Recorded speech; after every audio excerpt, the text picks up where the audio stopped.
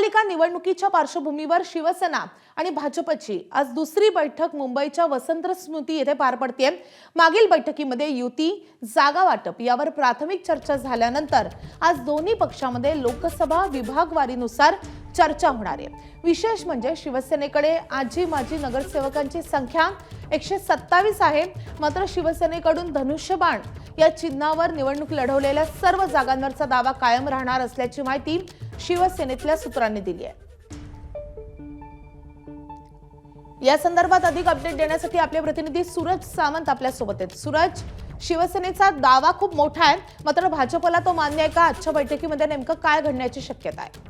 माधवी, नक्कीच 200 जवळपास 27 वॉर्ड मधलं इलेक्शन असणार आहे, त्यामुळे विभागवारीनुसार ही बैठका होतील।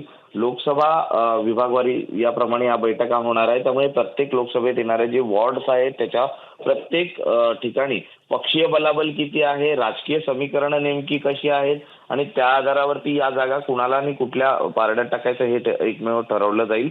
शिवसेनेकडे आजी माजी नगरसेवकांची संख्या 127 आहेत, मात्र दुसरीकडे मुळातले शिवसेनेचे स्टँडिंग नगरसेवक हे 62 आहेत। त्यामुळे शिवसेनेकडनं जे धनुष्यबाण चिन्हावरती ज्यांनी निवडणूक लढवलेले आहेत या जागांवरचा जो क्लेम आहे तो कायम राहणार आहे। मग तो उबाटाकडच्या जागा असतील किंवा त्यांच्याकडचे असलेले नगरसेवक असतील। त्याचबरोबर ती मागच्या वेळी जो 52 जागांचा जो प्रस्तावाची जी चर्चा होती याबाबत आम्ही वरिष्ठ नेत्यांशी विचारला असता खरं तर पहिल्या भेटीत प्राथमिक चर्चा झाली। 52 जागांचा कुठलाही प्रस्ताव उरत नाही, कारण तसा कुठलाही प्रस्ताव भाजपकडनं देण्यात आलेला नाही।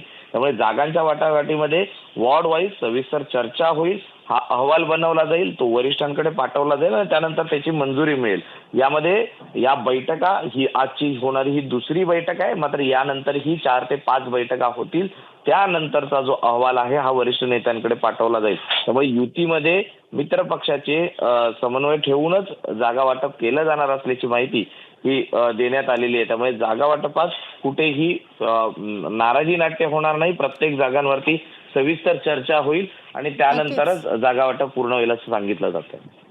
शिवसेना तर ठाम आहे, मात्र भाजपला शिवसेनेचा हा दावा मान्य असणार आहे का हे पाहणंच खूप महत्त्वाचं ठरणार आहे। सूरज, धन्यवाद। या संदर्भातले अपडेट घेत राहू। सध्या धन्यवाद या सगळ्या सविस्तर माहितीसाठी। एबीपी माझा, उघडा डोळे बघा नीट।